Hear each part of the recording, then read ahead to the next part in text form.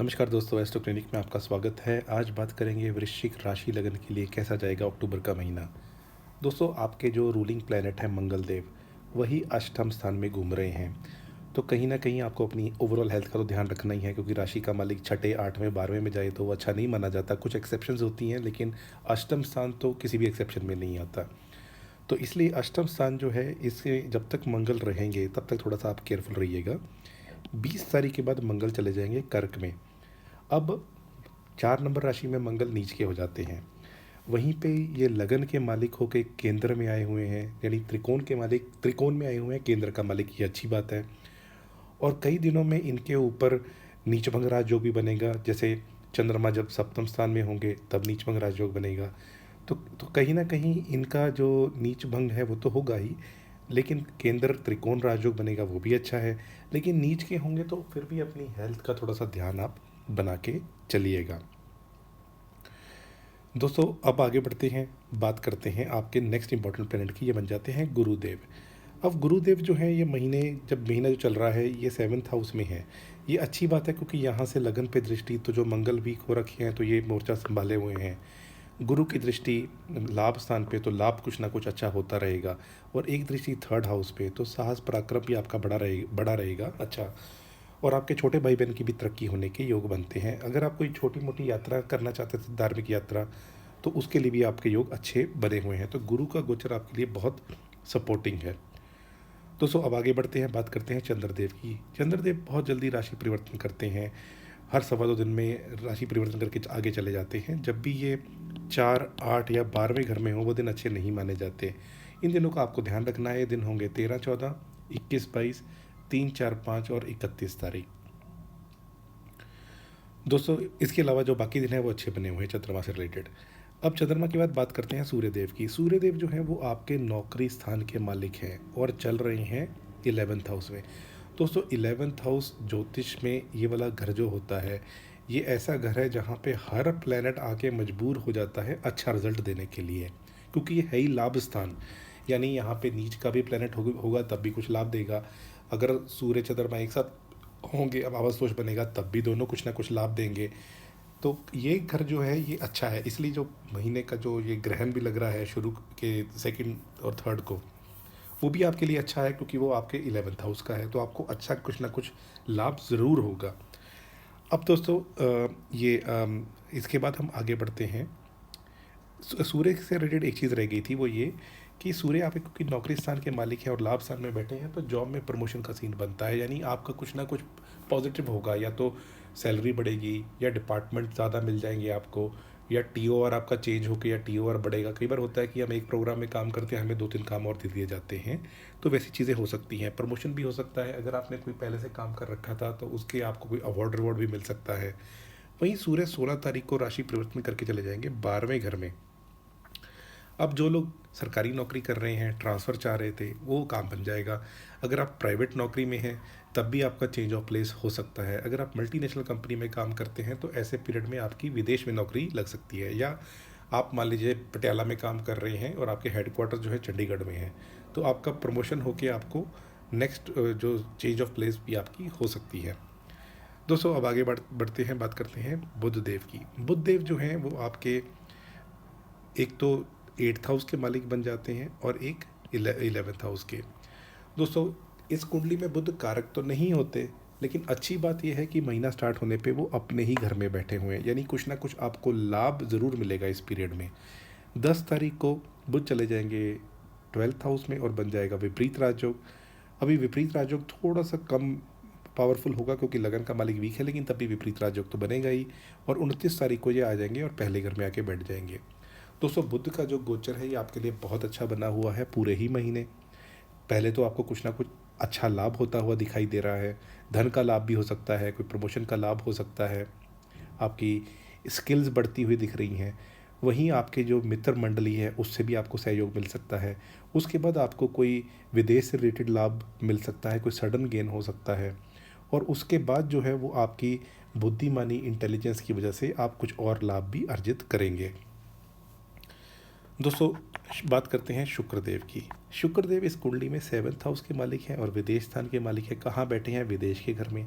अगर आपकी कुंडली में भी ऐसा योग है तो इस पीरियड में आपका विवाह तय हो सकता है किसी फॉरेन बॉर्न के साथ। जैसे अमेरिका में बहुत सारी कुंडलियाँ इस चीज़ की आती हैं कि इंडिया से पैदा हुए हैं लेकिन जिससे शादी हो रही है वो लड़की अमेरिका की है, या ऑपोजिट कि आप इंडिया में पैदा हुए हैं और जिससे शादी हो रही है वो लड़का अमेरिका में बॉर्न है, तो फॉरेन बॉर्न है। तो फॉरेन बॉर्न के लिए ये चांस देखा जाता है कि सेवन्थ हाउस का मालिक कहाँ बैठा है। सेवन्थ हाउस का मालिक 12वें घर में बैठा है तो ऐसा होता है। अगर आपने शादी अपनी ही कंट्री में कर ली और ऐसा कॉम्बिनेशन आपके चार्ट में है तो फिर स्पाउस के साथ फिजिकल मेंटल इमोशनल दूरी हो जाती है, क्योंकि 12वें घर में चला गया, यानी वो खर्च का घर है। तो उस पीरियड में आपका अच्छा बनता है। अदरवाइज सेवन्थ हाउस में गुरु आके बैठे हैं तो ये भी विवाह का योग बना रहे हैं, और क्योंकि ये पंचम स्थान के मालिक सेवन्थ हाउस में आके बैठे हैं तो लव मैरिज का भी योग बना रहे हैं। तो इस सब चीज़ों के लिए पीरियड अच्छा है। दोस्तों अब बात करते हैं शनिदेव की। शनिदेव जो हैं ये आपके थर्ड और फोर्थ हाउस के मालिक हैं, फोर्थ हाउस में ही चल रहे हैं। अभी तक अगर आपने कोई अपार्टमेंट या प्रॉपर्टी नहीं परचेज़ की पिछले कुछ महीनों में तो आप अभी भी कर सकते हैं, क्योंकि ये शनि आपका योग बनाए हुए हैं कि आपको कोई प्रॉपर्टी का गेन करा सकते हैं। शनि भूमि के भी कारक हैं, हो सकता है आप कोई भूमि में इन्वेस्टमेंट करें। कई लोगों को मैंने देखा है कि शेयर्स में इन्वेस्ट कर देते हैं जो हाउसिंग वगैरह के होते हैं, तो वो भी आप कर सकते हैं, उसके लिए भी पीरियड अच्छा है। दोस्तों शनिदेव के बाद आगे बात करते हैं हम राहु केतु की। अब राहु केतु जो हैं ये आपके लिए चल रहे हैं फिफ्थ हाउस में और केतु 11th हाउस में। तो राहु का जो गोचर है ये आपको प्रेम प्रसंग में कहीं ना कहीं ऐसा कर सकता है कि आपको लगे मेरे लिए ये ठीक है या नहीं है, भ्रम की स्थिति पैदा कर सकता है। जो स्टूडेंट्स हैं पढ़ाई करना चाहते हैं उनकी कंसंट्रेशन पावर को डिस्टर्ब कर सकता है। तो इसलिए जो राहु की नेगेटिव एनर्जी होती है ये रात के 10 से लेके 4 बजे तक काफ़ी ज़्यादा एक्टिव होती है। तो इसलिए कोशिश करना चाहिए कि आप 9-10 बजे के बीच में सो जाएं और सुबह 5-6 बजे उठें, ताकि राहु की नेगेटिविटी को आप कंट्रोल कर सकें या नेगेटिव एनर्जी को। अगर आप देर रात तक जागते हैं तो फिर राहु के जो नेगेटिव प्रभाव है वो आपके ऊपर ज़्यादा पड़ेंगे। ये सभी के लिए है, आपके लिए मैं इसलिए कह रहा हूँ क्योंकि स्टूडेंट्स की बात कर रही हैं इसलिए। और केतु जो 12th हाउस में चल रहे हैं ये कहीं ना कहीं आपको भाग्य से कुछ अच्छा लाभ दिलाएंगे, क्योंकि ये चंद्रमा के नक्षत्र में है तो ये स्थिति अच्छी बनी हुई है।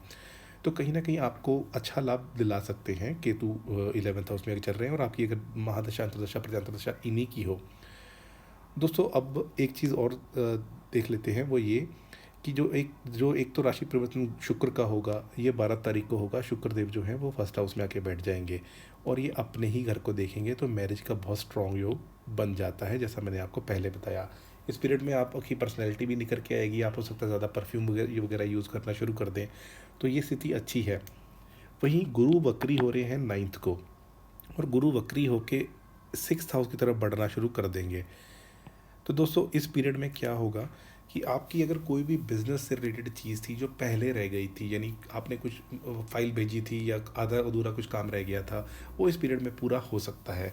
वहीं अगर आप स्पाउस के लिए या मैरिज के लिए देख रहे थे तो आपने जो पहले रिश्ता देखा था उसके बारे में आप पुनः विचार कर सकते हैं। जब भी प्लेनेट वक्री होता है तो वो पीछे जो छूट गई होती है चीज़ें उस घर से रिलेटेड वो दिलाने की कोशिश करता है।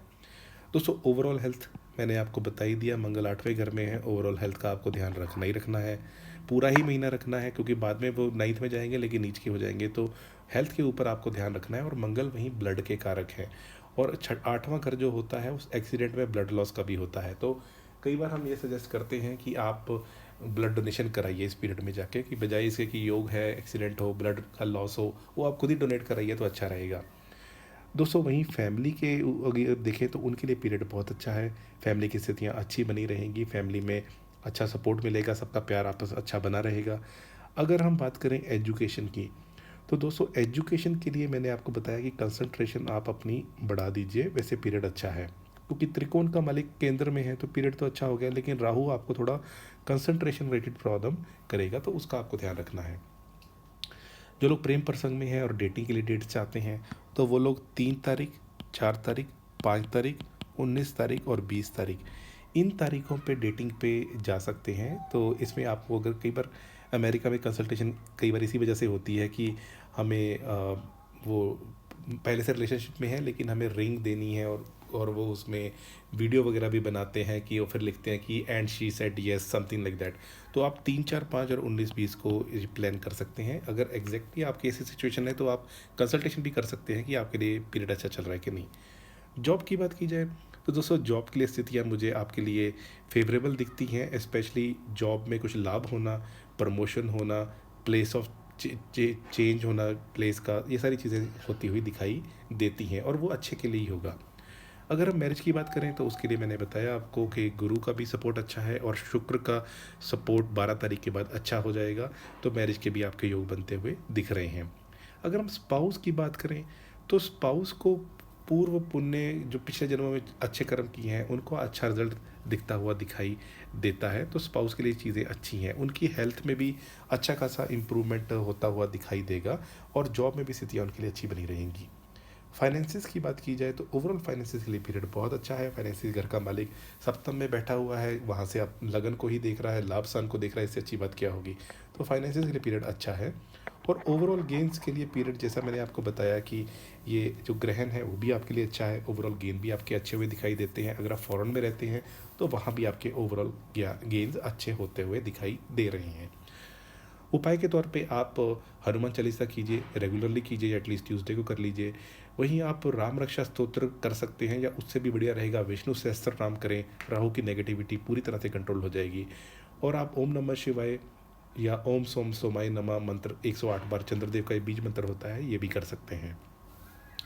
दोस्तों ये रहा अक्टूबर महीने का संपूर्ण राशि फल वृश्चिक लगन राशि के लिए। अगर आपको वीडियो अच्छा लगा तो इसको लाइक कर दीजिए, चैनल पर नए हैं चैनल सब्सक्राइब कर लीजिए। आज के लिए इतना ही, आपका बहुत बहुत आभार।